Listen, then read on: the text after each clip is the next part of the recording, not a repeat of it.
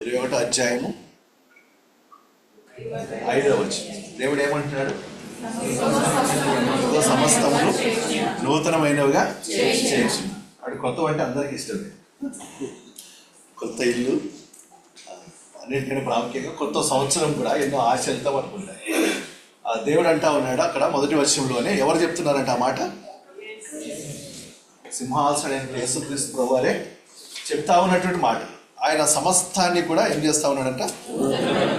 అక్కడ అంటాడు, ఏమంటాడు? ఆకాశము వల్ల కొత్త ఆకాశము కొత్తము.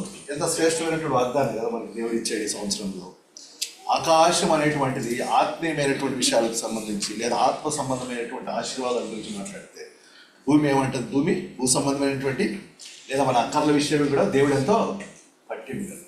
ఈ సంవత్సరంలో దేవుడు మనకి ఆత్మ సంబంధమైనటువంటివి అలాగే భౌతిక సంబంధమైనటువంటి యాత్రా జీవితంలో మనం ఉంటా వచ్చిన దాన్ని బట్టి ఏ అవసరతలు అక్కర్లు మనకు ఉంటా వస్తాయి వాటన్నిటిని కూడా ఏం చేస్తారంటే దేవుడు కొత్తవి సమస్తము కొత్తగా చేస్తాడు.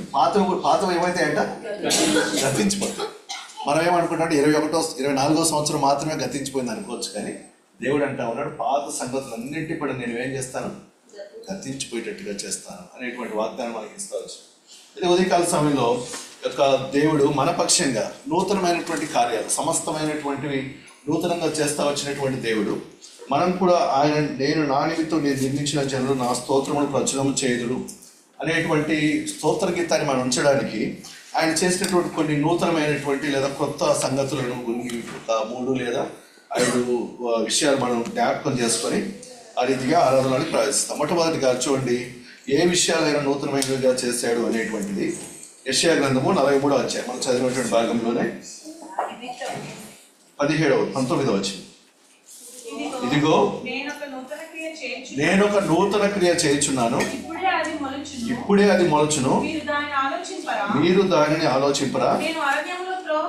నేను అరణ్యంలో త్రోవ కలుగ చేయుచున్నాను, ఎడారిలో నదులు పార చేయుచున్నాను.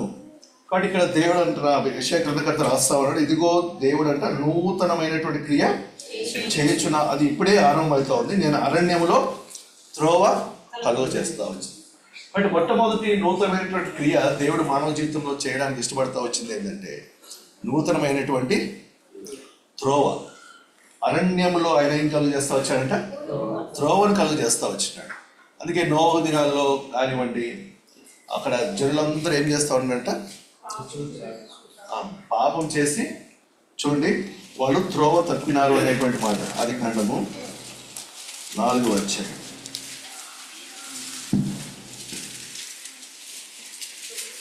9వ అధ్యాయము. మరియు దేవుడు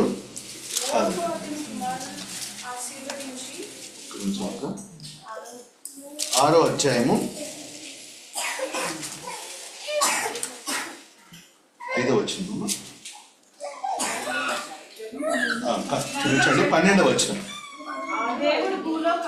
దేవుడు భూలోకమును చూచినప్పుడు అది చెడిపోయి ఉండెను, భూమి మీద సమస్త శరీరులు తమ మార్గమును వాళ్ళు ఏం చేసుకున్నారంట? చెరిపి వేసుకుంటా వచ్చారు. కాబట్టి దేవుడి యొక్క ఆజ్ఞ అతిక్రమించడం ద్వారా ఆదాము అవ్వలు ఏ రీతిగా ఏదైనా తోటలో దేవుడు తినవద్దని చెప్పినటువంటి ఆ యొక్క వృక్ష ఫలము తినడం ద్వారా వాళ్ళు ఏం చేస్తూ వచ్చారంట? మార్గాన్ని వాళ్ళు కోల్పోతూ వచ్చారు. అంటే వాళ్ళు బయటికి గెంటివేయబడతా వచ్చారు. వాళ్ళు బయటికి గెంటు వేసిన తర్వాత దేవుడు ఒక మాట చెప్తా ఉంటాడు. చూడండి, ఆదికాండం 3వ అధ్యాయం. ఆదికాండము 3వ అధ్యాయము. వాళ్ళు తిరిగి ఆ యొక్క జీవవృక్ష ఫలాన్ని తింటారేమో అని చెప్పేసి 24వ వచనం చివరి వచనం.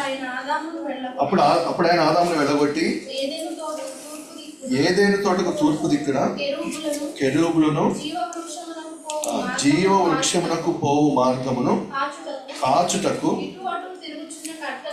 ఇటు అటు తిరుగుచున్న ఖడ్గ జ్వాలను నిలువ. అంటే మనకి ఏదైనా తోటలో లేదా జీవవృక్ష ఫలాన్ని భుజించేటువంటి ఆ మార్గానికి లేదా అటువంటి మార్గం గుండా వెళ్ళేదానికి మనకేం లేదు, ఇప్పుడు అర్హత లేదు.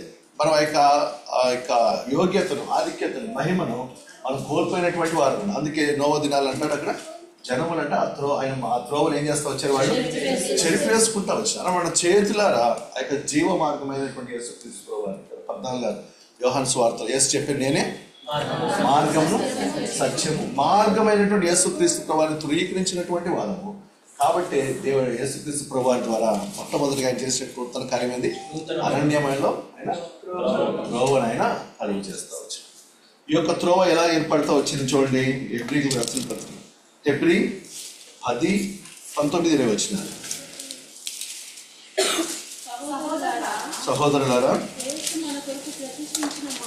యేసు మన కొరకు ప్రతిష్ఠించిన మార్గమున అనగా నూతనమైనది జీవము గలది ఆయన శరీరము అను తెర ద్వారా ఏర్పరచబడిన మార్గమున ఆయన రక్తం వలన పరిశుద్ధ స్థలమునందు ప్రవేశించుటకు మనకు ధైర్యము. ఎంత శ్రేష్టమైనటువంటి మాట ఇక్కడ ఎబ్రీ గ్రంథకర్త రాస్తా ఉంటున్నాడు 19:20. అది ఎటువంటి మార్గం అంటే అది నూతనమైనది జీవం కలిగిన ఎవరి ద్వారా ప్రతిష్ఠించబడతా వచ్చిందంటే అది యేసు క్రీస్తు ద్వారా. ఆయన శరీరాన్ని ఆయన ఏం చేస్తూ వచ్చాడంటే మన కొరకు ఆయన మార్గంగా ఆయన ఏర్పాటు చేస్తూ వచ్చాడు. అందుకే శిలువలో యేసు క్రీస్తు ప్రభువారు మన పాపముల కొరకు ఆయన అప్పగించబడతా వచ్చినప్పుడు, మన పాపముల కొరకు అయినటువంటి క్రైమ్ అంతా ఆయన మీద వేయబడతా వచ్చినప్పుడు, దేవుని యొక్క ఉగ్రత ఆయన మీద కుమరించబడతా వచ్చినప్పుడు ఆ ఆలయంలో ఉన్నటువంటి తెర ఏమైందంట? ఎలా ఎక్కడి నుంచి ఎక్కడ తిరిగింది? ఎక్కడి నుంచి ఎక్కడి కింద నుంచి పైకా? పైనుంచి క్రిందకి. కాబట్టి మానవ ప్రయత్నాల ద్వారా ఆ యొక్క మార్గం ఏం కాదు ఏర్పరచబడి, ఈ యొక్క నూతనమైనటువంటి మార్గము అరణ్యంలో కలిగేబడినటువంటి త్రోవ జీవం కలిగినటువంటి లేదా యేసుక్రీస్తు ప్రభు ద్వారా ప్రతిష్ఠించబడినటువంటి ఆ యొక్క మార్గం ఏ రీతిగా ఏర్పడపడుతూ వచ్చిందంటే, తండ్రి అయినటువంటి దేవుడు తన కుమారుని ద్వారా ఆ యొక్క క్రయం చెల్లించబడేదానికి ఇష్టమైనటువంటి ఆయనే ఏర్పరచబడ్డాడు. ఆయన ఏం చేస్తూ వచ్చాడు? ఆ యొక్క త్రోవను ఏర్పాటు చేస్తానికి ఆ యొక్క తెరని పైనుంచి వాటి మన పుణ్యకార్యాలు, భూ సంబంధమైనటువంటి మన యోగ్యతలు లేదా ఆధిక్యతలు ఆ మార్గాన్ని మాత్రం కూడా మనకి అందించేదిగా ఉంటాం. అందుకే ఒక నికోదేము యేసుక్రీస్తు ప్రభువు దగ్గరికి వెళ్ళినప్పుడు అందరికి యోహాను సువార్త 3:16 లేదా 15 బాగా జ్ఞాపకం ఉంటుంది. కానీ ఆ సందర్భం ఎవరితో మాట్లాడాడు ఆయన? నికోదేము లాంటి పరిసేయుడితో, నికోదేము లాంటి ధర్మశాస్త్రాన్ని ఉపదేశించేటువంటి వాడితో యేసుక్రీస్తు ప్రభువు చెప్తా ఉన్నటువంటి మాట, నికోదేము నువ్వు చిన్నప్పటి నుంచి కూడా ఇవన్నీ చేయొచ్చేమో, నీకు వాక్యం అంతా తెలియవచ్చేమో, ధర్మశాస్త్రాన్ని నీకు తెలవడమే కాక నువ్వు ఇతరులకు బోధిస్తా కూడా ఉండొచ్చు, కానీ ఆ మార్గం ఏమాత్రం కూడా నేను ఎక్కడ తీసుకోదు, దేవుని సమీపంగా తీసుకోదు. అందుకే దేవుని రాజ్యంలో ప్రవేశించడము అది ఎంతో దుర్లభమని నికోదేము అంటా ఉంటే దేవుడు అంటాడు, చూడండి యోహాను సువార్త 3 యేసుక్రీస్తు ప్రభువు తనతో చెప్తా ఉన్నటువంటి మాట.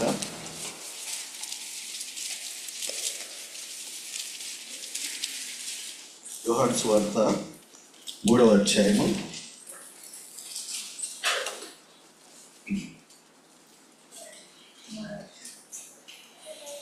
3 అందుకు యేసు అతనితో ఒకడు కొత్తగా జన్మించితేనే కానీ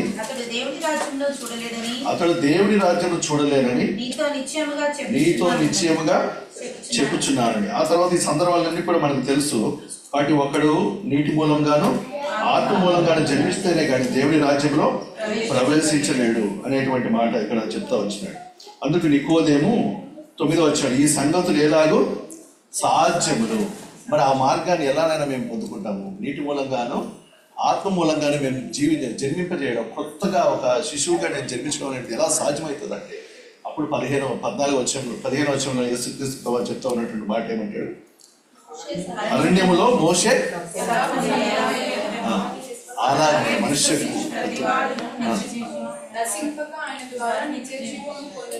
మనుష్య కుమారుడు. కాబట్టి ఈ యొక్క అరణ్యంలో మోషే సర్పాన్ని ఎలాగెత్తుతూ వచ్చినాడు. ఈ యొక్క అరణ్యంలో మన కొరకైనటువంటి త్రోవ కలిగజేయబడేదానికి యేసుక్రీస్తు ప్రభువు కూడా ఏమైనా శపితమైనటువంటి వారు, శాపగ్రాహి, మన శాపానంతా ఆయన వేయడం.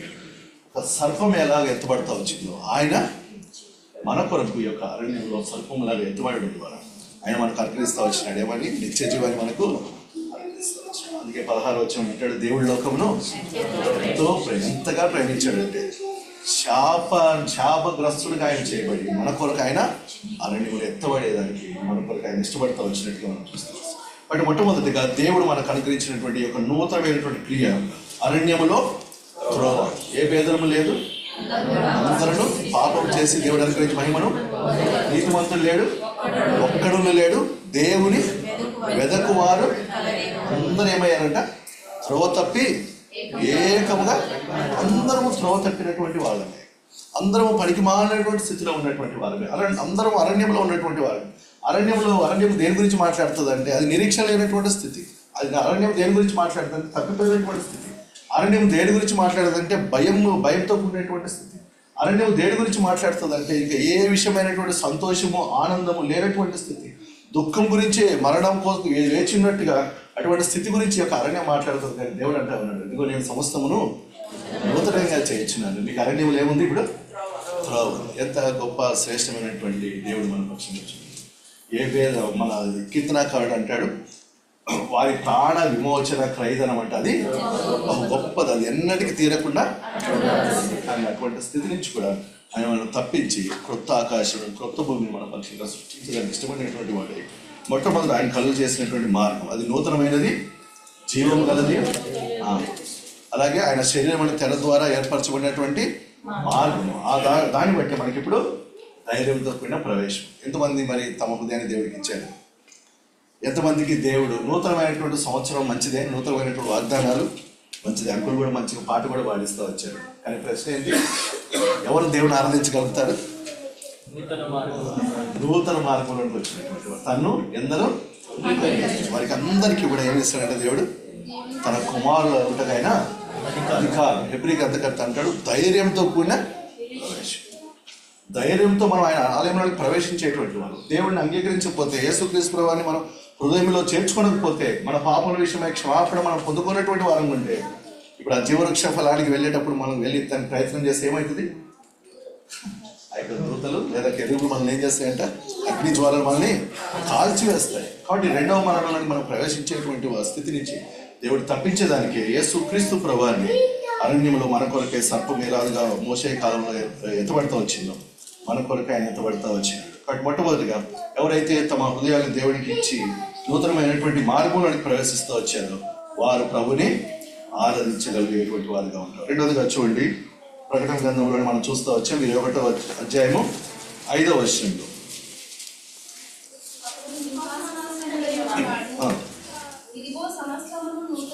సమస్తమును నూతనమైనవిగా ఎన్ని చేస్తాడంట?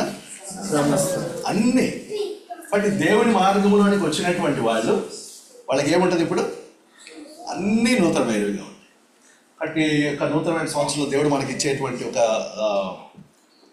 నిరీక్షణ ఏంటంటే, లేదా ఒక మంచి ఆశీర్వాదంతో కూడినటువంటి మాటలు ఏంటంటే, ఆయన నీకు ఈ సంవత్సరం అంతట్లో కూడా ఏం చేస్తాడంటే మనకి సమస్తమును, అది ఏదన్నా కానీ ప్రతి విషయాలు. ఒకవేళ ఆరంభంలో ఉన్నాం, ఆరంభ దినాల్లో ఉన్నాం, మొదటి వారంలో ఉన్నాం, ప్రభు మందిరంలోకి వస్తా వచ్చినాం, ఇంకా కూడా ఏముండొచ్చు మన హృదయాల్లో?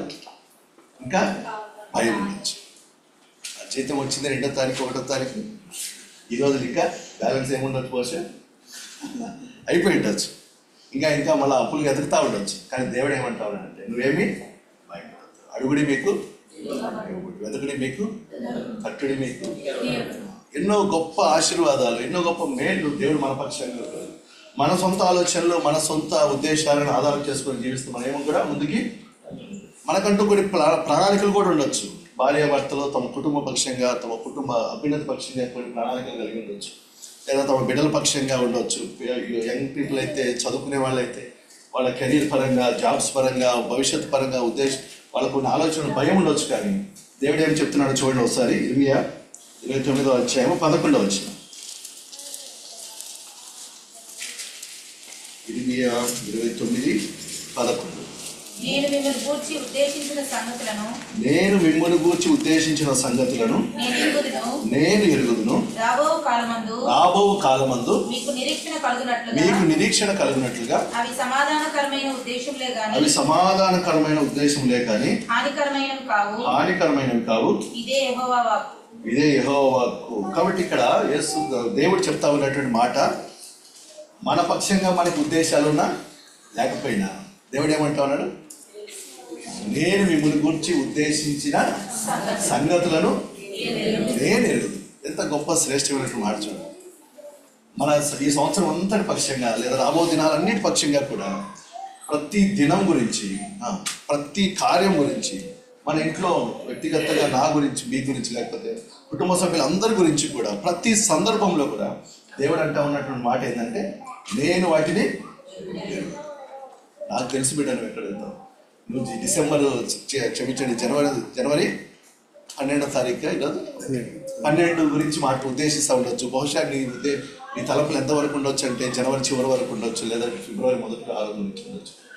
ప్రతి దినం డిసెంబర్ 31, 2025 గురించి కూడా నువ్వు ఈ జీవితంలో ఏం జరుగుతుందో నేను ఉద్దేశించాను. ఎంతో శ్రేష్టమైనటువంటి దేవుడు చూడండి. మన ఆయన ఎక్కడ చెప్పుకున్నాడంటే మన పేర్లు మన అరచేతిలో.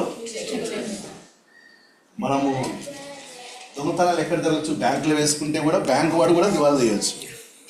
ఇంట్లో పెడితే దొంగ తీసుకోవచ్చు, లేదా చిమ్మట కొట్టేయచ్చు. కానీ దేవుడు పరలోకం ఎంతో భద్రమైంది, ఎవరూ సమీపించరాని తేజస్సులో ఆయన మాత్రమే వసించేటువంటి దేవుడు చెప్తా ఉన్నటువంటి మాట ఏంటంటే, మనల్ని ఎక్కడ చెప్పుకున్నాడంట ఆయన, మన బిడ్డని ఇంకో దగ్గర ఎక్కడ పరలోకంలో ఎక్కడ పెట్టలేదంట ఆయన. ఎక్కడ పెట్టుకున్నాడంట, అరచేతిలో. ఎంత శ్రేష్టమైనటువంటి ఉద్దేశాలు.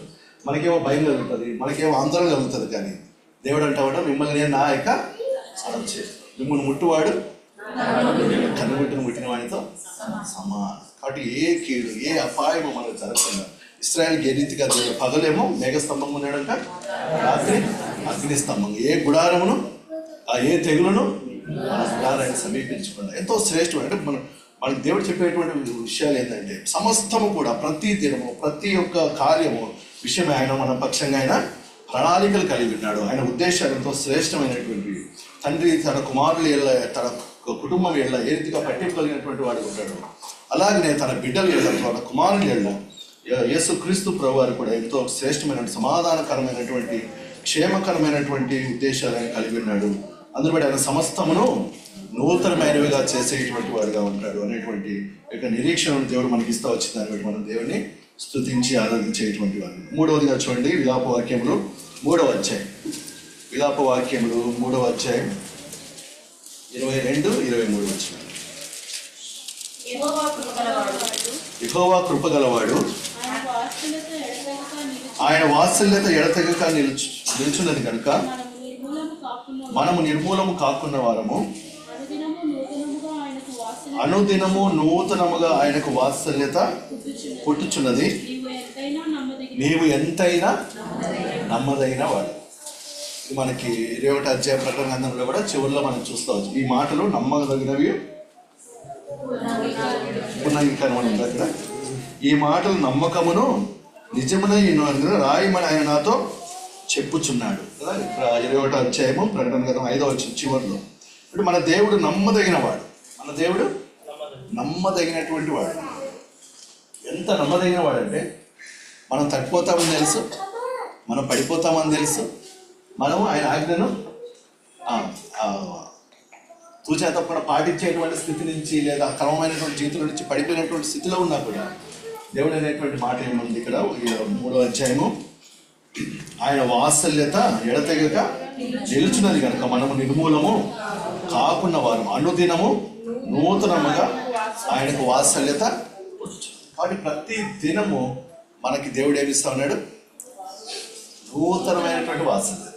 సంవత్సరం కొత్తది కాదు, విదేశాలు కొత్తవి కాదు, ప్రతి దినం అంట దేవుడు మనకి నూతనమైనటువంటి వాత్సల్యం. మనకి అనేక పర్యాలు భయం వేస్తాం, భర్తను చూసి భార్య భయపడతాం. నిన్న చేసిన తప్పును బట్టి మా భర్త నన్ను ఏమంటాడు, లేదా ఆఫీసులలో పనిచేసేటప్పుడు, లేదా మన ఉద్యోగాలలో, మన కార్యాలలో మనం చేసినటువంటి కార్యాలను బట్టి రేపొద్దు నేను వెళ్ళినప్పుడు నా యజమానుడు ఏమంటాడు. స్టూడెంట్స్కి నాకు ఇచ్చిన హోంవర్క్ లేదా నాకు ఇచ్చిన అసైన్మెంట్స్ నేను సరిగా చదవపడాన్ని బట్టి నేను క్లాస్కి వెళ్ళినప్పుడు, కాలేజీకి వెళ్ళినప్పుడు టీచర్. కానీ దేవుడు అంటా ఉన్నాడు, బిడ్డలు నా దగ్గరకు వస్తే ప్రతి దినము నీకేంటో అంటే నువ్వు ఇంత ముందు రోజు ఏం తప్పు చేయనట్టుగానే, ఇంత ముందు నువ్వేం పడిపోయినట్లుగానే. ఇంత శ్రేష్టమైనటువంటి దేవుడు. అనుదినము నూతనముగా మనకి వాత్సల్యత అయినా చూపించేటువంటి వాడు, ఇంత ప్రేమ కలిగినటువంటి దేవుడు. ఒకటి తల్లి వాడిని ఆదరించినట్లు నేను వారిని మిమ్మల్ని ఆదరించేది. కానీ మన దేవుడు నూతనమైనటువంటి వాత్సల్యతని మన పక్షంగా అయినా చూపించేటువంటి వాడిగా ఉంటా వచ్చిన దాన్ని బట్టి మన ప్రభుని స్తుతించేటువంటి వారు ఉందా. అందుకే 25వ వచనంలో 23వ వచనము క్షమించండి 24వ వచనంలో 3, తన్ను ఆశ్రయించు వారి ఎడల యెహోవా దయాళుడు, తన్ను వెతుకు వారి ఎడల ఆయన దయ చూపించేటువంటి వాటి. ఎప్పుడైతే మనం దేవుడి సన్నిధిలోకి వెళ్తే, దేవుడి సన్నిధిలో ప్రార్థిస్తూ వచ్చినప్పుడు, దేవుడి దగ్గర వెతికినప్పుడు ఆయన తప్పకుండా మనకి తన దయం చూపించేటువంటి దయాళుడిగా ఆయన ఉంటా వచ్చింది. కాబట్టి మనం ప్రభుని స్తుతించి ఆరాధించి గణపరిచేటువంటి వాడు. 4వ చోటి రోమిలికి రాసిన పత్రిక 6వ అధ్యాయము 4వ వచనం. రోమిలికి రాసిన పత్రిక కాబట్టి తండ్రి మహిమ వలన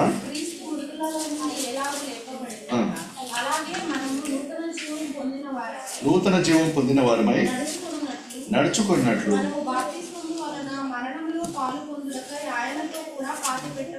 ఆయనతో కూడా పాతి పెట్టబడింది. మరియు ఆయన మరణం యొక్క సాదృశ్యమందు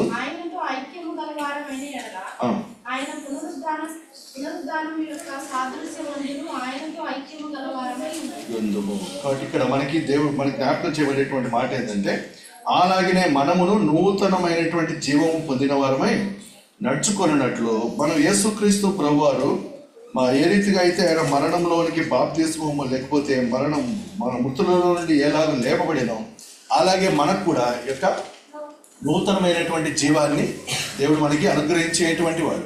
అంటే మన యొక్క పాప సంబంధమైనటువంటి శరీర సంబంధమైనటువంటి కార్యాలు, శరీర సంబంధమైనటువంటి జీవితాన్ని మనం జీవించేటువంటి వారిగా కాకుండా ఆత్మ సంబంధమైనటువంటి జీవితాన్ని ఆ అధ్యాయంలో మనం అంతా కూడా చదివితే, మనము పాపమునకు ఏమాత్రం కూడా దాసులము కాము. కానీ దేనికి దాసులం అవుతామంట? నీతికి దాసు. అంటే ఒక ఎలా అనిపిస్తూ వస్తుందంటే, ఒకప్పుడు సులువుగా అర్థమయ్యేదానికి చెప్తా వస్తాను. స్కూల్ యొక్క ఇంపార్టెన్స్ తెలియనప్పుడు, లేదా భవిష్యత్తు విషయమైనటువంటి ఆశ, నిరీక్షణ, సరైనటువంటి అవగాహన లేనప్పుడు పిల్లలు ఏం చేస్తూ వస్తారంటే, స్కూల్కి వెళ్ళడానికి మాత్రం కూడా ఇష్టపడరు. వాళ్ళు మొండేస్తారు. అంటే వాళ్ళు మొండిగా తల్లిదండ్రులు నేను వెళ్ళను ఏడ్ చేస్తారు, చాలా చాలా గందరగోళం చేస్తూ వస్తారు. ఉద్యోగం వచ్చినా కూడా మనం అంతే. ఉద్యోగంలో నాకు వచ్చేటువంటి ప్రమోషన్ ఎలా ఉంటుంది, నాకు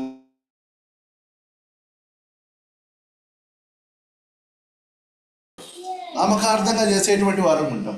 కానీ ఈ నూతనమైనటువంటి జీవం ఏం చేస్తుందంటే, అది మనకు ఒక అవగాహన. నా తండ్రి ఎలాంటి వాడు, నా దేవుడు ఎలాంటి వాడు, నా దేవుడు నన్ను నమ్మి నాకు అప్పగించిన పని ఎలాంటిది అని మనకు అవగాహన వచ్చినప్పుడు, దేవుడి మందిరానికి వస్తూ వచ్చినప్పుడు, దేవుడి వాక్యాన్ని చదువుతూ ఉన్నప్పుడు, ఆ యొక్క ఏర్పాటు దేవుని బయలుపరుపు మన మనస్సు, మన మనోనేత్రాన్ని వెలిగిస్తూ వచ్చినప్పుడు, ఆ ఉద్దేశాలు, దేవుడు నా కొరకే ఉద్దేశించిన ఉద్దేశాలు ఎటువంటి సమాధానకరమైనటువంటి, క్షేమకరమైనటువంటి, నేను మాత్రమే కాదు నా ద్వారా అనేకులు రక్షణ పొందాలా, నా ద్వారా అనేకులు జీవింపజేయబడాలనేటువంటి నూతనమైనటువంటి జీవం మనల్ని ఏం చేస్తుందంటే, పాపానికి, శరీరానికి మనల్ని ముక్తులుగా చేస్తుంది. దినం గడిచే కొద్ది అనుదినం మనం ఏం చేస్తూ వస్తామంటే, నూతనమైనటువంటి జీవాన్ని పొంది నీతికి దాసు. ఒకప్పుడు ఆదివారము రావడమే కష్టం, కానీ క్రమంగా దేవుడి ప్రేమను రుచించిన సహవాసంలో ఆనందిస్తూ వచ్చాం.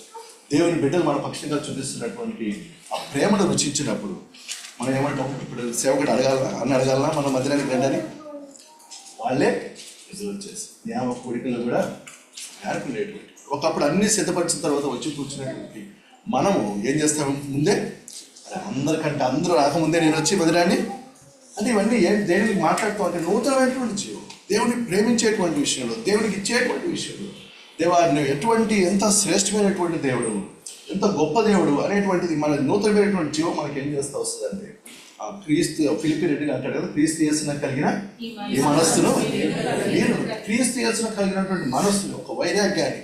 ఎస్తేర్ అంటది ఒకప్పుడు చనిపోవాలని ఇష్టపడతా వచ్చి చావు కోసం ఎదురు చూస్తూ వచ్చింది ఎస్తేర్. ఎందుకు? తల్లిదండ్రులు లేరు, ఎవరు లేరు, దాసత్వంలో ఉంది, చనిపోయేటువంటి. కానీ ఒక స్థితిలో అప్పుడు చనిపోవడానికి ఎటువంటి ఆస్కారం ఉన్నా కూడా చనిపోకుండా దేవుడు కాపాడుతూ వచ్చాడు. కానీ ఒక సందర్భం వచ్చింది, ఇప్పుడు ఆమెకి స్థితి ఏముంది? ఆమె రాణి, ఆమె దగ్గర ఆస్తి ఉంది, ఆమె దగ్గర బంగారం ఉంది, ఆమె దగ్గర అధికారం ఉంది, ఆమె సమస్తమైనటువంటి క్షేమం ఉంది, వైభోగం ఉంది, అంతా ఉన్నా కూడా ఆమె ఏమంటది? నేను నశించిన ఏంటి ఆ జీవము? ఒకరి కొరకు చనిపోయేటువంటి, నీతి కొరకు చనిపోయేటువంటి ఒక దాసులుగా ఉండేటువంటి జీవం. అంటే నూతనమైనటువంటి జీవాన్ని మన దేవుడు మన జీవితాల్లో ఆయన ఉంచుతా వచ్చింది. దాన్ని బట్టి దేవుడు ఎంతో మన యొక్క సాక్ష్యం కూడా అదే కదా, మన సంఘం యొక్క సాక్ష్యం కూడా. భక్సింగ్ గారు కానీ, దేవుని బిడ్డలు కానీ, అంకుల్ పెద్దవాళ్ళందరూ కూడా మనం చూస్తూ వస్తాయి. ఎంత క్రైమ్ చెల్లిస్తూ వచ్చారు. ఎందుకు చెల్లించారు వాళ్ళ క్రైమ్? జ్ఞానం లేకనా, అవగాహన లేకనా? తులసి రాసిన పత్రికలు అంటాడు కదా, మీరు పైన వాటినే భూసంబంధమైన వాటిని వాళ్ళకి లేదు, ఉన్నాయి భూసంబంధం. చాలా చూశారు వాళ్ళు చూడని. భక్సింగ్ గారు చూడండి, వైభవం లేదు. ఇప్పుడు మన అమెరికా గురించి, ఇప్పుడు మన ఇంగ్లాండ్ గురించి, ఇప్పుడు మన వెస్ట్రన్ కంట్రీస్ గురించి మాట్లాడుతున్నాను నేను. భక్సింగ్ గారు ఎప్పుడు 20s, 30sలోనే చూస్తాం.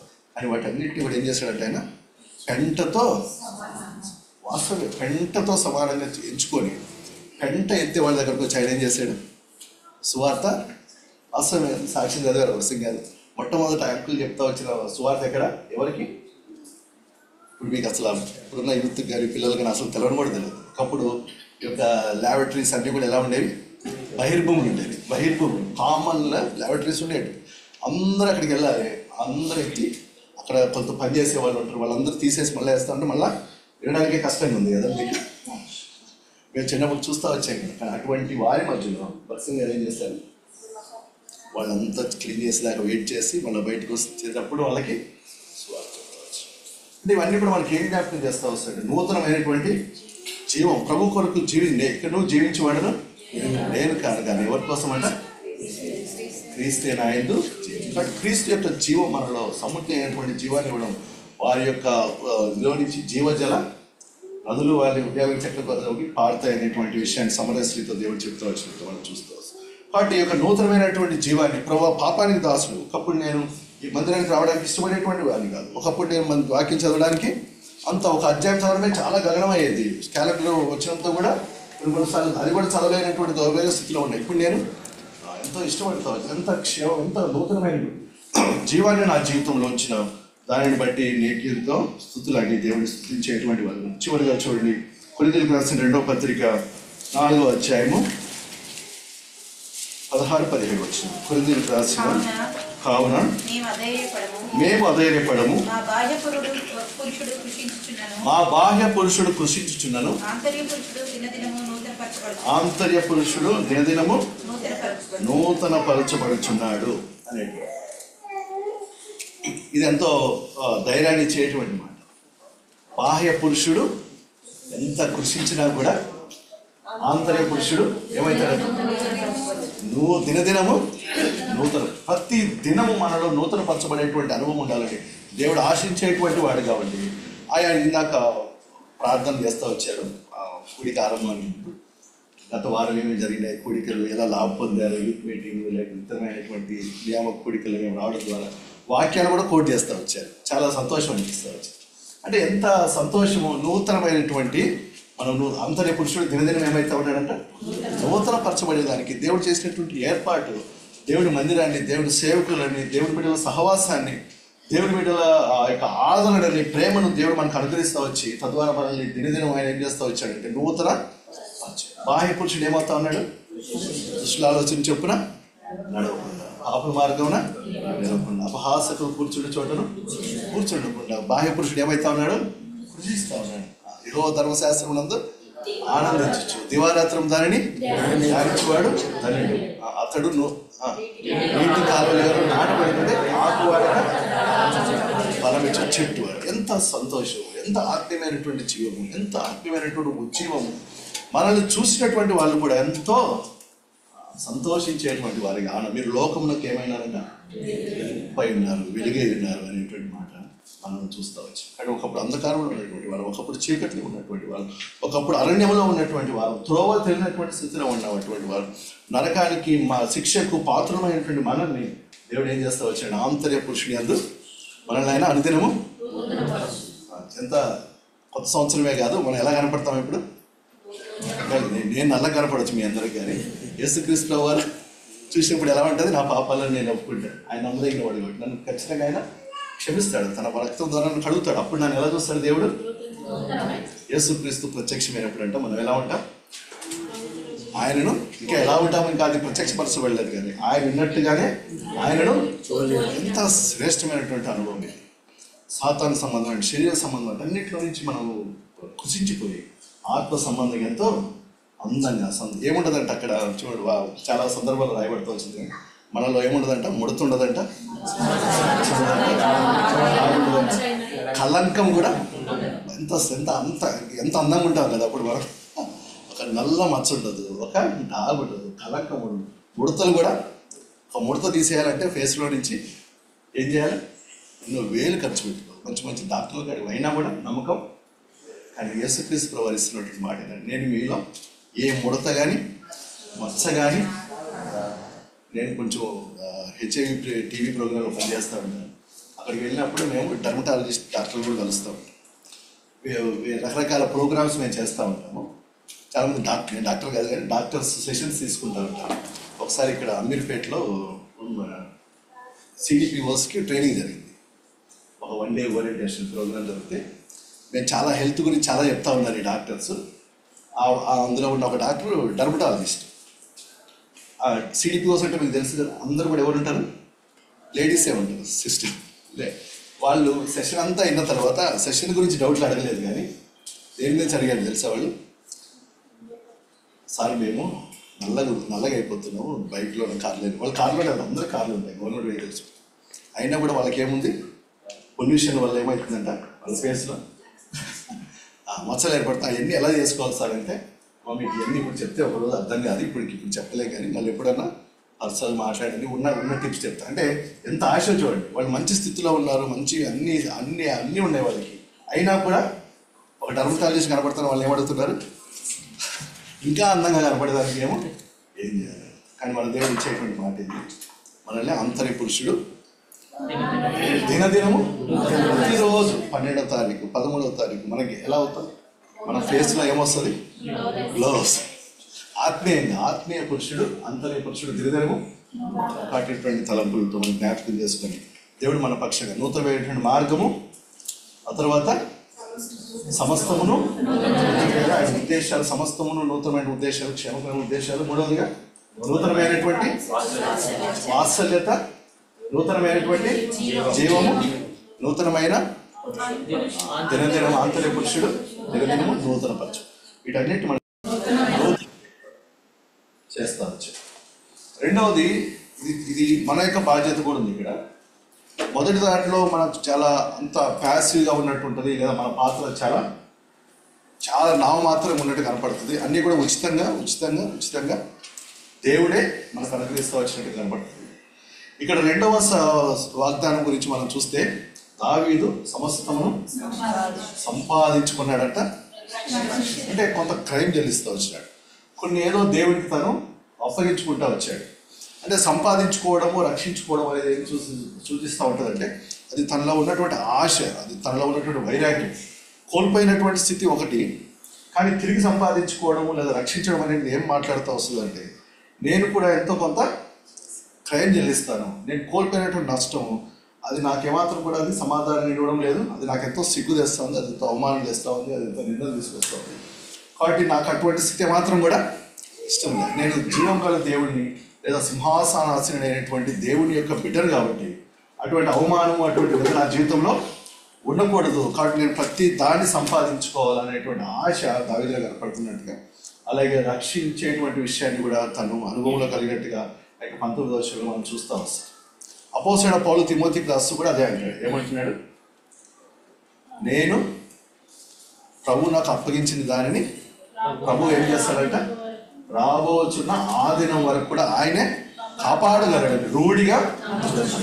బట్ దేవుడికి మనం ఏదైనా అప్పగిస్తే దాని విషయమైనటువంటి నమ్మకత్వం నీకుందో నాకుందో మనకు తెలియదు, కానీ దేవుడైతే ఖచ్చితంగా దాన్ని కాపాడుకోవచ్చు. మనలో సత్క్రియను ఆరంభించిన ఆ దేవుడే ఏం చేస్తాడు ఉంటాడట, దానిని కొనసాగించేయడం. ఆయన అందుకే దేవుడికి ఉన్న ఒక పేరు ఏంటంటే ఆయన అల్ఫా. మనం అనుకుంటాం ఏదో ఈ కార్యం నేను చేశాను, నేను స్టార్ట్ చేశాను, నా ద్వారా ఆరంభించాను అనుకుంటాం, కానీ ఆ కార్యాన్ని మన జీవితంలో ఎవరు ఆరంభించారంటే దేవుడే ఆరంభించాడు. లేదా ఆ కార్యాన్ని ముగించడానికి మనమేమనుకున్నాం, మన సామర్థ్యము, మన యొక్క జ్ఞానము, మన యొక్క ఇతరమైనటువంటి ఆధిక్యతలు అనుకోవచ్చు, కానీ లేదా మన బలహీనతను ఆధారం చేసుకున్నప్పుడు మనము వెనక్కు వేసేటువంటి వారు ఉంటాం కానీ దేవుడు అంటున్నాడు నేను ఒమేగా ఆయన. ఆయనే ముగించేటువంటి వాడు కూడా, ఆరంభించేటువంటి వాడు ఆయనే, విశ్వాసమున కర్త దానిని కొనసాగించేటువంటి వాడు ఆయన. కాబట్టి ఆయన వైపు వేసుకుని మనం చూసేటువంటి వారు ఉంటే ఆయన దాన్ని ఖచ్చితంగా కాపాడి భద్రపరిచినప్పుడు బలా నమ్మకమైన మంచి దాసుడు అనేటువంటి మెప్పు ఘనత మనం పొందుకునేటువంటి వారు. అదే దావీదు యొక్క జీవితంలో చూపిస్తూ వస్తుంది. ఇక్కడ ఇంకోటి దావీదులో ఉన్నటువంటి శ్రేష్టమైనటువంటి ఆధిక్యత ఏంటంటే ఆయన సంపాదించుకోవడం అనేటువంటిదేమో వ్యక్తిగతంగా మాట్లాడుతూ వస్తుంది. అంటే నాది, నా కోసము, నాకు సంబంధించింది అనేటువంటిది. కానీ రక్షించడం అనేటువంటిది దేని గురించి మాట్లాడుతుంది? తన తోటి వారి కొరకు, తన సహకారుల కొరకు, తను నమ్ముకుని ఉన్నటువంటి వారి కొరకు దేవుడు అప్పగించినటువంటి బాధ్యత, లేకపోతే ఆ మందను కాపాడేటువంటి విషయమే దేవుడు తనకి ఇచ్చినటువంటి మంద విషయమైనటువంటి ఆ రక్షణ. దావీదుకి చిన్నప్పటి నుంచి కూడా అది అలవాటు ఉంది. గొర్రెలు కాల్చుకునేటువంటి చిన్న ఉద్యోగమే, కానీ చిన్న వాటిలో అల్పమైన దాంట్లో దావీదు ఏం చేశాడంటే దేవుడికి గొర్రెల విషయంలో కూడా దావీదు చిన్నప్పుడు సండే స్కూల్ నుంచే దావీదు కాక వాటి చిన్నపిల్లలు, యవనస్తులు ఖచ్చితంగా మనం చిన్నప్పటి నుంచే దావీదు స్వభావం మనం కలిగి ఉండాలి. గొర్రెలు ఒక్క గొర్రె తీసుకుని ఎన్ని గొర్రెలు ఉన్నాయో, ఎన్నో వేల గొర్రెలు ఉండొచ్చు, బహుశా నేను 100లో కానీ కొన్ని వేల గొర్రెలు ఉండొచ్చు. కానీ ఒక్క గొర్రె ఎవరు తీసుకెళ్లారు? సింహం, మృగరాజు, అడవికి రాజు అయిన సింహము, ఎలుగుబంటి, భయంకరమైనటువంటి క్రూరముగాలు తీసుకెళ్ళి ఒప్పుకున్నాడా? అంటే ఈ యొక్క సంవత్సరంలో దేవుడు మనకి ఆశించేది ఏంటంటే చిన్నది కాదు, ఒక్కటి కాదు, ఏ ఒక్కదానికి కూడా శత్రువుకి మనం ఏమవ్వకూడదు చోటు. గత సంవత్సరంలో చాలా తినేసాయి, అందుకే మిడతలు తినేసాయంట, చెడుపురుగులు కదా తినేసాయంట. ఇక్కడేమో అమ్మాయికి వీళ్ళు రాజులు వచ్చి దోచుకొని పోతా వచ్చాయంట. కాంప్రమైజ్ అవ్వకూడదు. దేవుడు ఇచ్చేటువంటి వాగ్దానం ఏంటంటే నువ్వు సంపాదించుకుంటావు, నువ్వు రక్షించుకుంటావు. గత సంవత్సరం ఏమైతే కోల్పోతూ వచ్చినావు, లేదా ఇప్పటివరకు ఏమైతే కోల్పోతూ వచ్చినావు, వాటి విషయమై నువ్వు తిరిగి పునర్జీవం పడాలని, తిరిగి ఆ వాటిని సంపాదించుకోవాలని ఆశ నీలో ఉంటే ఆశ గల ప్రాణాన్ని తృప్తిపరుస్తుంది. నన్ను అడుగుము, జనములను నీకు స్వాస్యంగా ఇస్తా వస్తాను. మరి భూదిగత నివాసులారా మీరు ఎక్కడ చూడొద్దు, ఏ వైపు చూడొద్దు, నా వైపు చూడండి, నేను మీకు రక్షణ ఇస్తాను అనే మాట అని పలుకుతా వచ్చాను. కానీ దావీదు యొక్క స్థితి మనకి యొక్క వాగ్దానం మనకి ఇవ్వబడుతూ వచ్చినటువంటిది. ఈ అనుభవంలో మనకు రావాలంటే ఈ యొక్క అధ్యాయం అంతట్లో కూడా కొన్ని ఒక అంతస్తులు ఉన్నాయి, స్టెప్స్ ఉన్నాయి. వాటిని మనం ధ్యానించడానికి ప్రయత్నం చేసి ఆ రీతిగా మన ఏదైనా తక్కువైనటువంటి విషయాలు ఉంటే సరి చేసుకొని యోగ్యంగా పాల్పంచుకుందాం. మొట్టమొదటి వచ్చినాము 30వ అధ్యాయము మొట్టమొదటి వచ్చిన దావీదును అతని జనులను 3వ దినమంతా సిక్లగుకు వచ్చాను. అంతలో అమాలేకీయులు దండెత్తి దక్షిణ దేశం మీదను సిక్ల మీదను పడి కొట్టి దానిని తగులబెట్టి గనులనేమి అల్పునేమి అందులో ఉన్న తాడువారిని అందరినీ చెరపెట్టుకుని చంపక వారిని తీసుకుని బహుశా ఆ సంవత్సరం ఆరంభంలో లేదా గత సంవత్సరం ముగింపులో మన యొక్క స్థితి ఇలాగుండా వచ్చేమో. వ్యక్తిగతమైనటువంటి స్థితి కానీ, కుటుంబ స్థితి కానీ, సమాజం స్థితి కానీ, భౌతికమైనటువంటి జీవితంలో కానీ, ఆత్మీయమైనటువంటి జీవితంలో కానీ ప్రభావం ఉండవచ్చు. దావీదు యొక్క ప్రభావం అది ఎంత తీవ్రమైందంటే అమాలేకులు వచ్చారు, దండెత్తారు, వచ్చారు, కొట్టారు, తగలబెట్టేశారు ఉన్న స్త్రీలందరినీ. చిన్న సంఖ్యలో ఉన్నటువంటి వాళ్ళే, కానీ ఉన్న కొద్దిపాటి దాన్ని కూడా వాళ్ళు తీసుకుని వెళ్ళిపోతూ వచ్చారు. శత్రువు దాడి చేస్తూ వచ్చాడు, వాటంతా కాల్చివేస్తూ వచ్చాడు, తీసుకుని వెళ్ళిపోయినటువంటి స్థితి. అంటే ఈ స్థితిలో ఉన్నప్పుడు ఈ స్థితి అంతా కూడా దావీదుకి లేదా అక్కడ ఉన్నటువంటి వారికి ఏమేమి కలిగించిందట. దావీదుకి చాలా కఠినమైనటువంటి అనుభవం ఏముంది ఆ తర్వాత వచనంలో ఉంది. ఆ తర్వాత వచనం చూడండి, 3వ వచనం నుంచి దావీదును అతని జనులను పట్టణంలోకి వచ్చి అది కాల్చబడి ఉన్నట్టు తమ భార్యలను తమ కుమారులను కుమార్తెలను చెరలోనికి కొనిపోబడి ఉన్నట్టు చూచి ఇక ఏడ్చుటకు శక్తి లేక పౌరులు బిగ్గరగా ఏడుస్తూ వచ్చినటువంటి స్థితి. అంటే మనకు ఉన్నటువంటి స్థితి అదెంతో దుఃఖానికి కారణమవుతా వచ్చింది. దావీదు యొక్క ప్రజలందరికీ కూడా ఎంతో నష్టం కూడా వెళ్తా వచ్చారు. వ్యక్తిగతంగా దావీదుకి వచ్చేటప్పుడు ఆ నష్టం దావీదుకి కూడా ఉంది, దావీదుకి కూడా నష్టం ఉంది.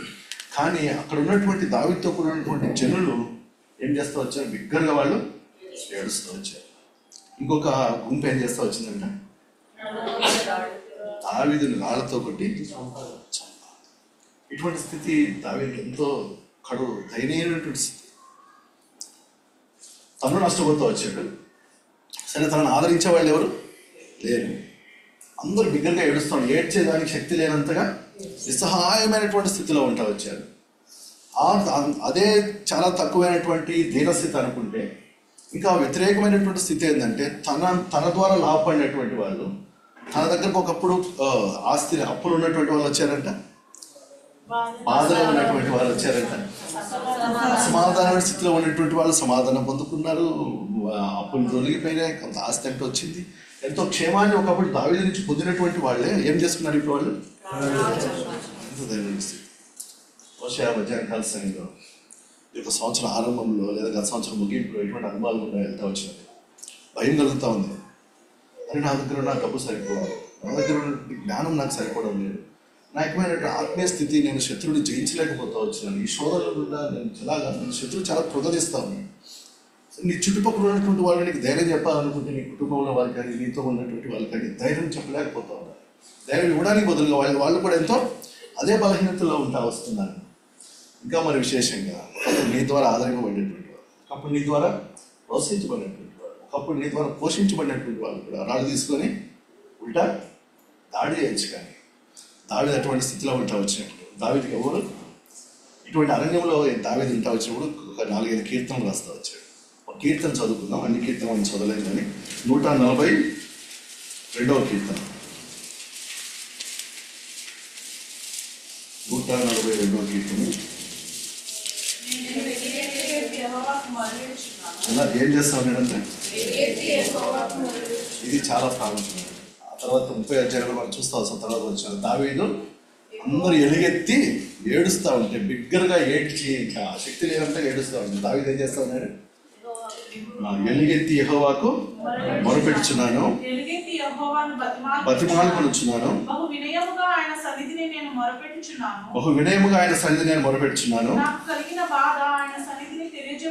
తెలియచెప్పుకొనుచున్నాను, నా మార్గము నీకు తెలియను,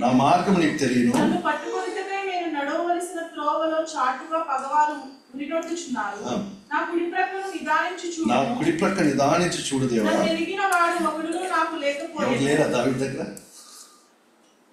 ఉన్నారు, కానీ వాళ్ళు ఏమి పేరుకే, వాళ్ళు ఎరిగిన వాళ్ళు కాదు, వాళ్ళు ఆయన నుంచి ఆశించేటువంటి వాళ్ళే కానీ ఎరిగినటువంటి వాళ్ళు కాదు. ఆ తర్వాత ఆశ్రయం ఏది నాకు దొరకలేదు.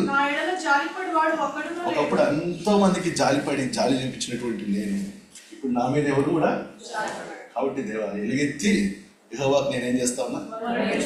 ఇది చాలా ప్రాముఖ్యం. ఎటువంటి స్థితిలో ఉన్నా, ఎటువంటి పరిస్థితిలో ఉన్నా మనకు ఆశ్రయం ఎవరు? దేవుడే.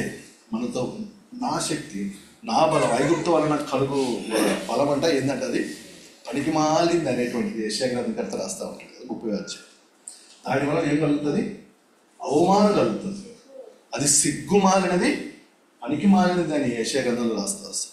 ఐగుప్తును ఆశ్రయించినటువంటి వారు, ఫరో బలాన్ని ఆశ్రయించినటువంటి వారు, అబ్రహాము శ్వాసులకు ఆయన తండ్రి. శారా ఏం చేసింది? ఎవరిని ఆశ్రయించింది? దేవుని వాగ్దానాన్ని ఆశ్రయించుకుని వాగ్దానాలు తీసుకున్నారు. వాగ్దానాలు ఉన్నాయి, దేవుడు నమ్మదగినటువంటి వాడు. కానీ వాగ్దానం ఆశ్రయించాలి కదా. వాగ్దానం ఇచ్చినటువంటి దేవుడిని ఆశ్రయించకుండా శారా ఎవరిని ఆశ్రయిస్తూ వచ్చిందంటే తన స్వబుద్ధిని ఆధారం చేసుకుని అబ్రహామును కూడా దారి తప్పిస్తూ వచ్చినప్పుడు హాగరుతో ఏమొచ్చింది? హాగరు ఏమనిందంట? శారానే సాక్ష్యం ఇస్తుంది. దేవుని నమ్ముకునేటువంటి వారి సాక్ష్యానికి ఫరో బలము, ఐగుప్తు బలము, శరీరము, నా సొంత బలము, నా సొంత జ్ఞానాన్ని ఆధారం చేసుకున్నటువంటి వారి యొక్క సాక్ష్యం ఏందయ్య అంటే, ఆ హాగరు నన్ను నీచురాలుగా, యజమానురాలు, పని కత్తి దగ్గర నుంచి ఏం సాక్ష్యం అవుతుంది? నీచు. నేను దాని దృష్టికి అందుకే అది పనికి మారింది. ఐగుప్తును ఆశ్రయించడం, ఫరోని ఆశ్రయించడం అది మనకి పనికి మారింది, సిగ్గు తీసుకొని వస్తుంది, అవమానం తీసుకొని వస్తుంది. కానీ నేను ఎలుగెత్తి యెహోవాకు మొరపెడితే నా దగ్గర నా కుడి పక్కన ఎవరు లేకపోయినా, నాతో ఉన్నటువంటి వాళ్ళని ఎవరు ఆదరించకపోయినా దేవుడు నన్ను. దావీదు 30 అధ్యాయంలో మనకు జ్ఞాపకం చేయబడేటువంటి విషయం 6వ వచనం చదవండి. 30 అధ్యాయం 6వ వచనం. మొదటి సమయం. దావీదు మిక్కిలి దుఃఖపడెను,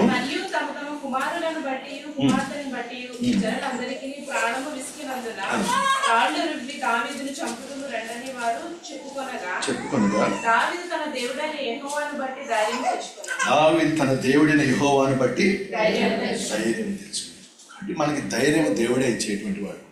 నీతిమంతుని కళ్ళు ఆపదలు అనేకములు, కానీ ఏం చేస్తారంటే మన దేవుడు వాటి అన్నిటి నుంచి తప్పించేటు. లోకంలో మీకు శ్రమ కలుగును, అయితే ధైర్యం తెచ్చుకోండి, నేను లోకమును జయించినటువంటి యేసుక్రీస్తు ప్రభువారి యొక్క సన్నిధిలోకి మనం వెళ్ళి దేవుడి మందిరానికి వెళ్ళాడు దావీదు. ఆ తర్వాత వచ్చిన మనం చూస్తూ వస్తాం.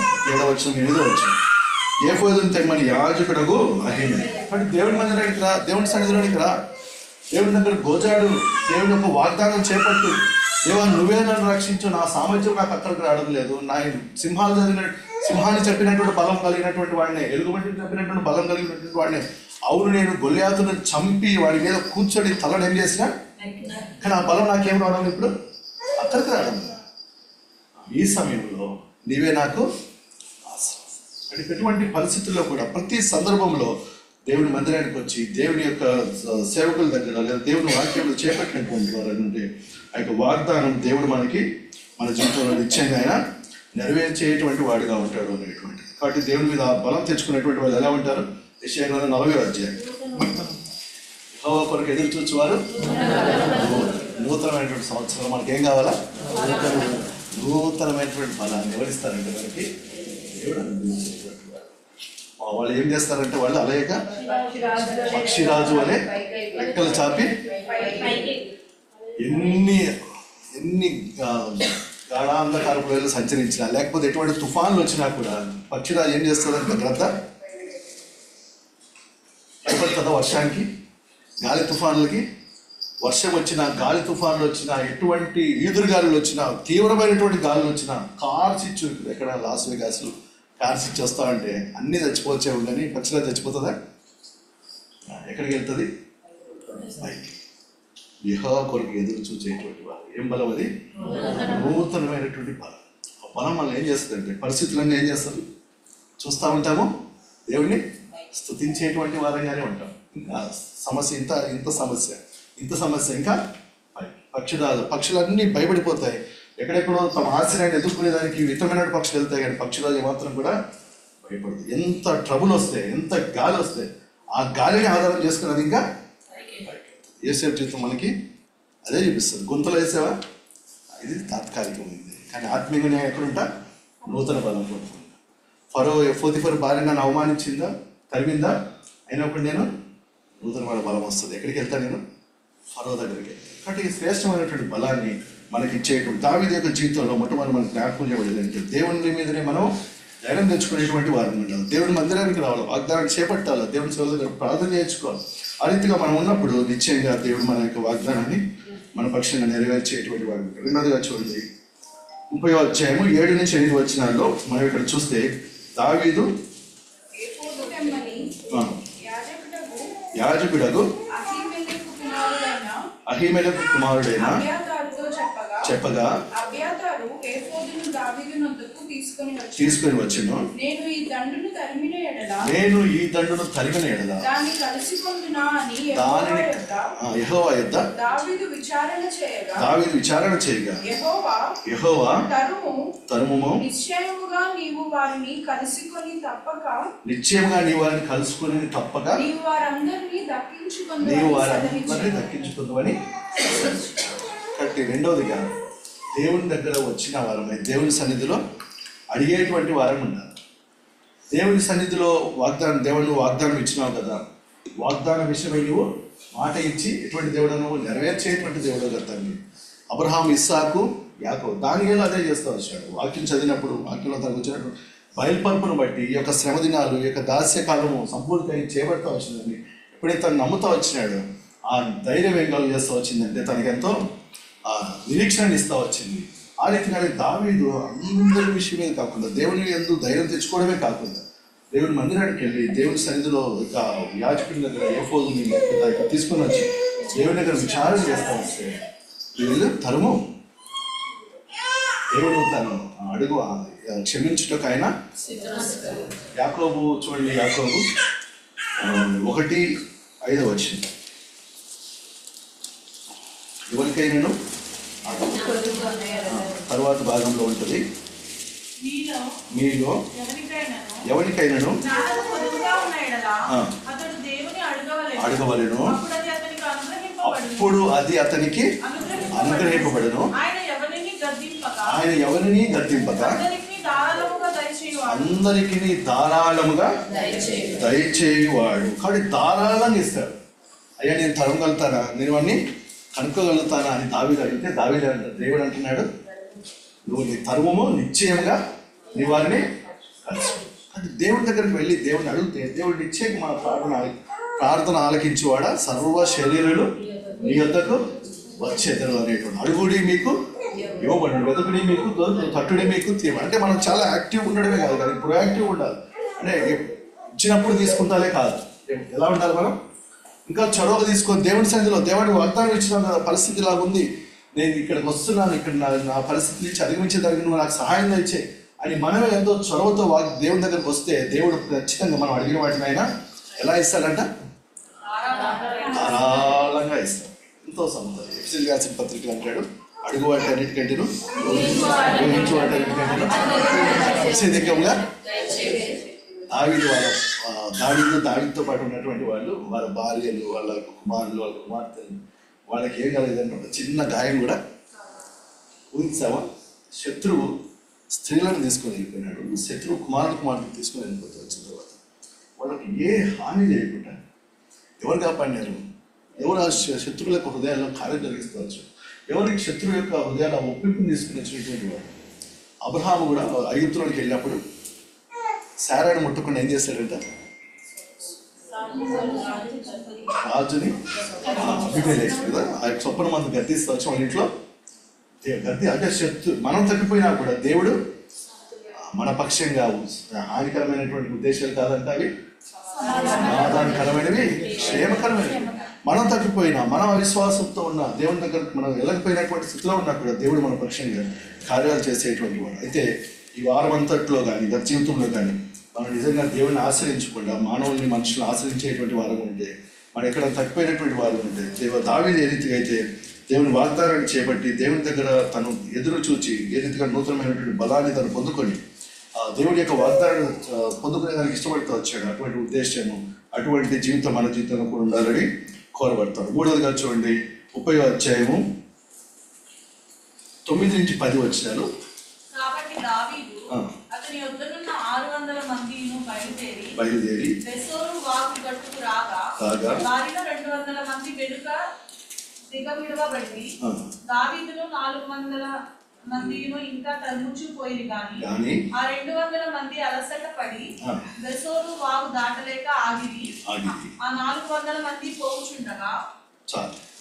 ఇక్కడ 2 వచనాల్లో మనకు కనపడేది ఏంటంటే దేవుని దగ్గర ప్రార్థించడమే, దేవుని మీద ధైర్యం తెచ్చుకోవడమే కాదు, దేవుని సన్నిధిలో దేవుని దగ్గర నుంచి వాగ్దానం చేయబడి ప్రార్థించి ఆ ప్రార్థనకు సంబంధించినటువంటి దేవుని యొక్క ఈ చిత్తాన్ని కనుగొనడం మాత్రమే కాదు, మూడవదిగా ఏం చేయాలా, దేవుడు ఏదైతే తను చెప్తా వచ్చాడో దానిని ఎందుకు మనం విశ్వాసం ఉంచి ఆ విశ్వాసాన్ని ఆధారం చేసుకుని మనము పనిచేసేటువంటి వారం ఉండాలి. అందుకే 11వ హెబ్రీ పత్రికలు రాస్తా ఉన్నాడు, ఏమంటా ఉన్నాడు, విశ్వాసం లేకుండా దేవుడికి ఇష్టడై ఉండట అసాధ్యము. తను చదవండి. ఆ తర్వాత కూడా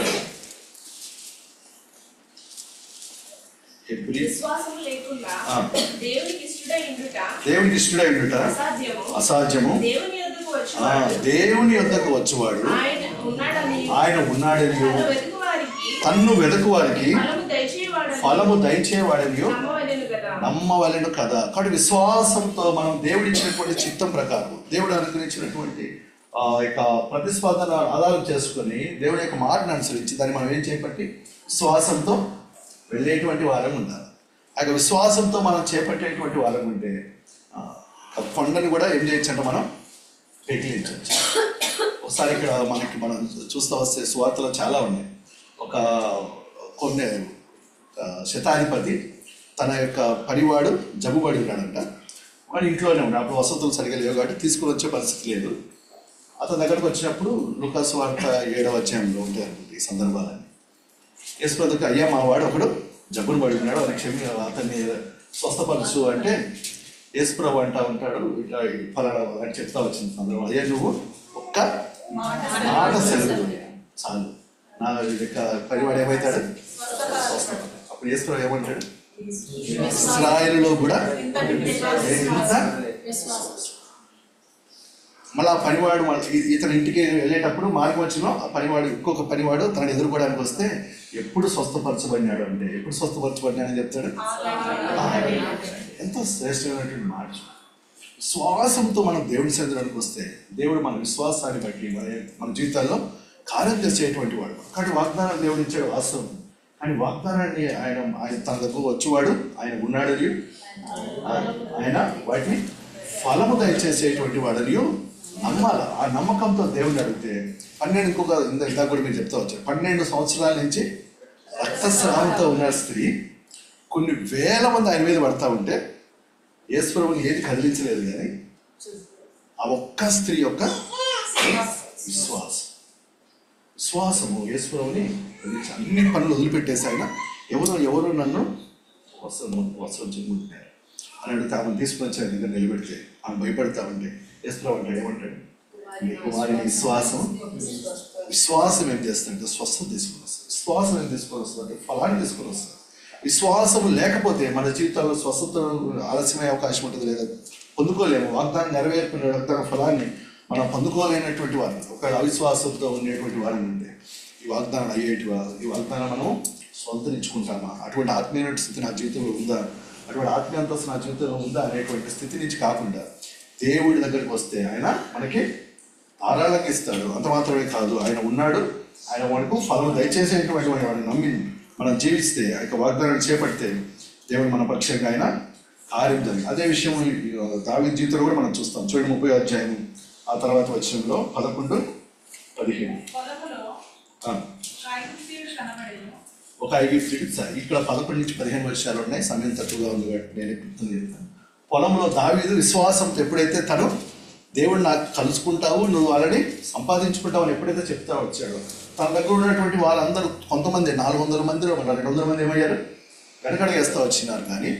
కానీ దావీదు మటుకు వెంటాడు. దేవుడు ఇచ్చాడు వాగ్దానం, దేవుడు నాకు నిశ్చయంగా నేను సంపాదించుకుంటాను, నేను అందరిని రక్షిస్తాను అనేటువంటి నమ్మకంతో విశ్వాసంతో ఎప్పుడైతే కదులుతూ వచ్చాడో, మార్గ మధ్యంలో అంటే ఎవరు కనపడ్డారు, దావీదుకి ఐగుప్తీయుడు. ఎన్ని దినాల నుంచి ఐగుప్తుడు ఉన్నాడు చెప్పండి అక్కడ? 3 దినాలు. బహుశా నేను నమ్ముతాను, ఎప్పుడైతే దావీదు దేవుని మందిరంలోకి వెళ్ళి దేవుని దగ్గర తన దేవుని బట్టి ధైర్యం తెచ్చుకున్నాడు, దేవుడి యొక్క మందిరంలో ఆ యొక్క ఏఫోదును తెచ్చుకొని దేవుడి దగ్గర ఎప్పుడైతే కనిపెడతా వచ్చాడు, దేవుడు అప్పుడే ఏం చేశాడు, కార్యాన్ని ఆరంభిస్తూ వచ్చాడు. నా బిడ్డ నా సన్నిధిలోకి వచ్చాడు, నా బిడ్డ నేను ఇచ్చినటువంటి వాగ్దానాన్ని నా మీద ధైర్యం పెట్టు, నన్ను ఆశ్రయిస్తా ఉన్నాడు, తన శక్తిని ఆశ్రయం చేసుకోవడం. కాబట్టి ఆ రోజే దేవుడు ఏం చేస్తాడంటే దావీదు పక్షం వాళ్ళందరూ దోచుకొని తమ భార్యని, తమ కుమార్తెని అన్ని తీసుకుని వెళ్తున్నటువంటి అమ్మాయిలకి తండ్రిలో ఒకరికి ఏమొచ్చిందంట, జబ్బుబడి ఈ ఐగుప్తుని ఏం చేస్తాడు, ఆ రాజు విడిచిపెడతాడు. ఎంత ప్రేమ కలిగిన దేవుడు, మనకు తెలియదు దేవుని యొక్క ఉద్దేశం ఎంత గంభీరమైన, ఎంత దొడ్డని మనం అనుకుంటాం. మనం ఇంకా ఇంకా ఇంకా ఇంకా జవాబు రాలేదు అనుకుంటాం అనుకోండి, దేవుడు అప్పటికే కార్యాన్ని నా బిడ్డ వస్తాడు, ఈ మార్గం ముందు వెళ్తాడు. ఈ అమాలేకులు మళ్ళీ ఇక్కడ పలానా దగ్గర ఉన్నారనేటువంటి దావీదుకి ఎవరు చెప్పాలి, దావీదుతో పడుకున్నప్పుడు ఎవరికి చెప్పాలి అనేటువంటి ఏర్పడ్డ వాడిని కూడా ఏం చేశారంట, వాళ్ళు వదిలేశారట ఐగుప్తు. అంటే శత్రువుల మధ్యలో కూడా దేవుడు మన పక్షంగా ఆయన కార్యం. దావీదు అంటాడు కదా 23వ అధ్యాయంలో, నా శత్రువులు ఎదుట నీవు నాకు శత్రువుల్ని మన శత్రువులను ఓడించేదానికి, మన శత్రువులతో పోరాడేదానికి మనకి ఎవరు సాయం చేస్తారంటే వాస్తవమే దేవుడే. కానీ ఎవరిని ఉపయోగించుకుంటాడు అంటే శత్రువులనే మళ్ళా ఉపయోగించుకుంటాడు. సౌలు దావీదు జీవితంలో అనేక సందర్భాలు ఉన్నాయి. ఈ సందర్భంలోనే కాదు, సౌలు తనను చంపడానికి వస్తే, సౌలును దావీదుని చంపడానికి వస్తే, లేదా ప్రణాళికలు సిద్ధం చేస్తామంటే దావీదుకి అన్ని ఎవరు చెప్పారు, యోనాతాను. తన కుమారుడు యోనాతాను తెలియకుండా సౌలు ఎవరు చేయగలుగుతారా? ఎంత గొప్ప ప్రణాళికలో చూడండి దేవుడి ఉద్దేశం. కాబట్టి దేవుడి మీద విశ్వాసంతో దేవుని యొక్క ప్రావిడెన్స్ లేదా దేవుడు రోమిలికి రాసిన పత్రిక 8:28 ఏముంటుంది, దేవుని ప్రేమించే వారికి అనగా ఆయన సంకల్పం చెప్పున దేవుని వారికి సమస్తము సమకూడి మేలు కొరకే ఎంత సమస్తమును నూతనమైనవిగా సమస్తాన్ని సమకూడి మేలు. మనకు తెలియదు, మనకు అడుగు వాటికంటే ఊహించు వాటి అన్నిటికంటే ఎంతో గొప్పగా దేవుడు మన పక్షంగా ఆయన కార్యాలు చేసేది. నా జీవితంలో కూడా నేను చెప్పగలను. ఒక 2 నిమిషాలు ఆలస్యం వచ్చాను కానీ ముగించేస్తాను. నేను కడపలో ఉన్నాను, ఉద్యోగం ఇచ్చాను 15 years బ్యాక్ విషయం నేను చెప్తాను. అక్కడ నేను పనిచేస్తున్నటువంటి ఉద్యోగంలో అంత తాగుడు, అంటే వాలంటరీ ఆర్గనైజేషన్, అంటే డోనర్స్ డబ్బుల మీద ప్రోగ్రామ్స్ చేసేటువంటిది చిన్న సంస్థ కాబట్టి ఆ డోనర్స్ మనకి డబ్బులు ఇవ్వాలంటే ఏం చేయాలా, వాళ్ళని తృప్తిపరచాలి. వాళ్ళు ఎలా తృప్తిపరచబడతారు, మన తెలంగాణ ఇక్కడ దావతులకు వాళ్ళకి ఆర్గనైజ్ చేయాలి. సరే, అవన్నీ కూడా ఎప్పుడు ఉంటాయంటే శనివారాలు ఆదివారాలే. అటు డిస్ట్రిక్ట్స్లో సాటర్డేస్ కూడా వర్కింగ్ డేస్ అనుకోండి. అంటే శనివారం సాయంత్రం ఆదివారం వాళ్ళకి సెలవుగా ఉంటుంది కాబట్టి అన్ని నేను వాటిలో పాల్గొనకపోయినా ఆ ప్రకారం వాళ్ళతో కూడా ఉండాల్సినటువంటి పరిస్థితి వచ్చేది. వివాహం అయింది, అప్పటికి ఒక పాప ఉంది, 3 years పాపకి. మా పాప స్కూల్ జాయిన్ చేయాల్సిన టైం, కానీ మందిరము కూడికలు పోయినాయి. ఆదివారం కూడా పూర్తి సమయాన్ని దేవుని మందిరంలో వెళ్ళినట్టు పరిస్థితి, ఎవరెవరి స్థితిలోకి వెళ్తా వచ్చాయి. కానీ మా సిస్టర్ నేను ఒకసారి తీర్మానం చేసుకున్నాం, మరి చాలా ఆత్మీయంగా మనం చాలా గుడ్డుబారి స్థితిలోకి వెళ్ళిపోతా ఉన్నాం. ఏమాత్రం దేవుని ప్రేమించేటువంటి స్థితి మనకు ఏమాత్రం లేదు. పరిస్థితులన్నీ కూడా అననుకూలంగా ఉన్నాయని చెప్పేసి ఏం చేస్తా వచ్చామంటే తీర్మానం చేసుకుని రిజైన్ చేసేస్తాను. సమయం త్వరగా చెప్పేస్తా ఉన్నాను. రిజైన్ చేశాను. 3 నెలలు నాకు జాబ్ లేదు. జాబ్ లేదంటే ఏం లేదు, పోషన్ లేదు. కానీ దేవుడు నమ్మదగిన వాడే. కొంత ట్రైనింగ్స్ అక్కడికి వెళ్ళినప్పుడు కొంత 1000-2000 అట్లా వచ్చేవి, కొంత పోషన్ వరకు నడిచేది. సరే, 3 నెలల తర్వాత అప్పుడు 3 నెలలు ఎలా ఉందంటే నాకు అన్ని మీటింగ్లకు వెళ్ళేవాడిని. ఆదివారం ఉదయాన్నే 7కి వెళ్ళేవాళ్ళము, మందిరాన్ని శుభ్రం చేసేవాళ్ళం. మా చిన్న పాప కూడా చిన్న పనులు చేసేది. ఎంతో సంతోషం. అంటే ఇంట్లో ఏమో అన్నము రసము ఇవే ఉండొచ్చు బహుశా, కానీ ఎంతో సంతోషం, చెప్పలేనంత మహిమ కదా, చెప్పన సఖ్యమును సంతోషం. ఎంతో అది అర్థం కాదు.